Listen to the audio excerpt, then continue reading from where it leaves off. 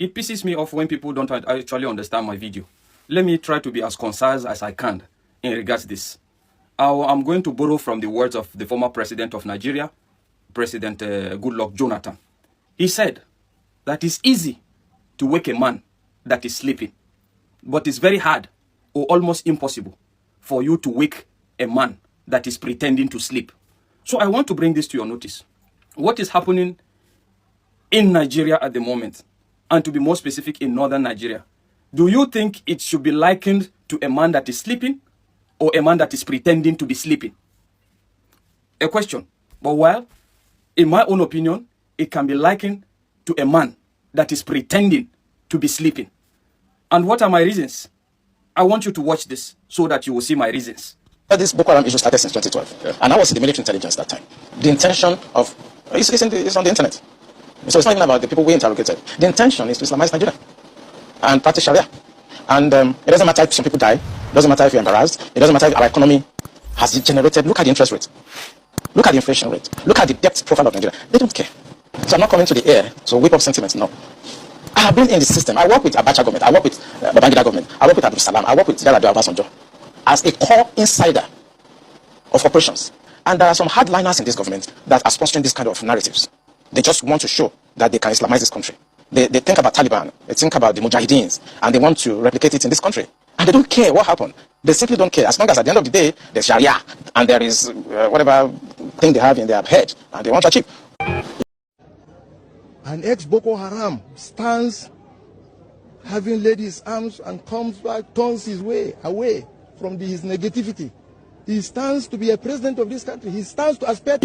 So practically speaking, do you think that concept have changed as far as the North is concerned at the moment? What the media have succeeded in doing is giving them a different name, a redefined name. Bandits, cattle rustlers, kidnappers. That is what the media have succeeded in doing. And what do you need to ensure this? You must make sure they are uneducated. And even if they are educated, they must be fanatically inclined. When they are fanatically educated, it doesn't matter what you've read. Fanatism will override that. And that is the reality. That is just the fact. And if you think that the government is not aware, the government is fully aware. But the fact is, you can't rule out some elements of selfishness in the midst of all this and a lot of it. But the fact is, the government is aware, but to some certain extent, they will not come out and tell you things the way it is. But the fact is, they are expecting you to use your tongue to count your teeth.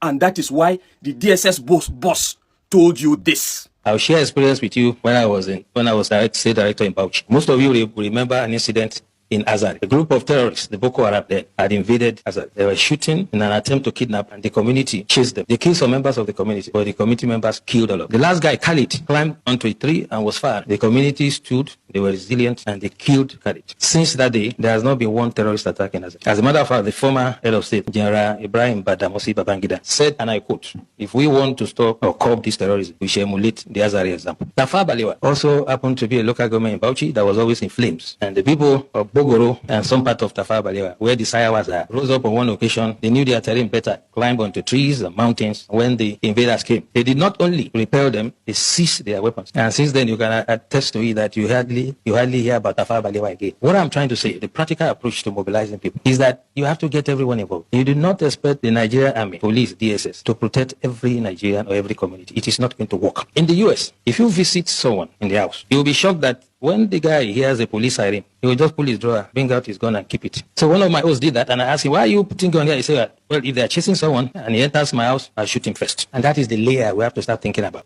So what am I trying to say? In regards security, it's up to you, it's up to a community to actually phantom a way of dealing with that while you wait for the federal government. But what do you have in Nigeria? I've seen communities where even to contribute 500 naira levy for security, to pay their own local security, it's a problem. You are still waiting on the government. You are still waiting on the government to solve all your problems. You have a lot of jobless youths that are in that community that are looking for a job. But the fact is, when it comes to protecting your community, you prefer them to do a free job. And that is why you have a lot of millionaires, a lot of billionaires in a community. But you get to see that they are being ravaged by this insecurity, and all they do is come to newspaper and push the blame game. So it's up to anybody that is listening to this. The problem of the North is like the fight of Armageddon. So don't wait for the fight of Armageddon to happen. Why do I say the fight of Armageddon? Because last, when everything's set, you will get to see this fight I'm talking about that is going to come from the North.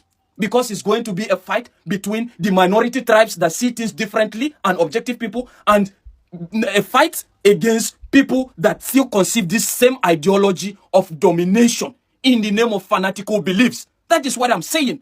Do you get my message? My message is not just to the North, but to empower who needs to be empowered to protect his terrain without waiting on the government, just like the DSS boss have told you as well.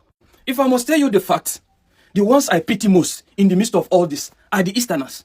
Though despite the fact that I pity you, I don't pity you entirely. Because I believe the power lies within you. The power lies within you. And the fact is, I want to bring this to your notice. In as much as there's marginalization, you complain of marginalization, but marginalization cannot be proven on paper. Because there's nothing that can be proven on paper. Because the way you are complaining about marginalization is the same way even the minority in the Northerners are actually marginalized, but they cannot speak. But why I say I can't pity you is the fact that you have the power. You are productive. You have the means. You are very productive. You have a lot of millionaires and billionaires within you. What is your investment in terms of security? A lot of atrocities happen and your billionaires and your millionaires cannot even come out and speak. They cannot come out and speak. And what is their investment in terms of security? So little. Are you waiting on the federal government to do that for you? You are joking. You have all the power. First of all, industrialize, number one. Secondly, invest heavily in security. Invest heavily in security. I don't actually understand why you think that the presidency is what will bring about total change for you people. You have no excuse.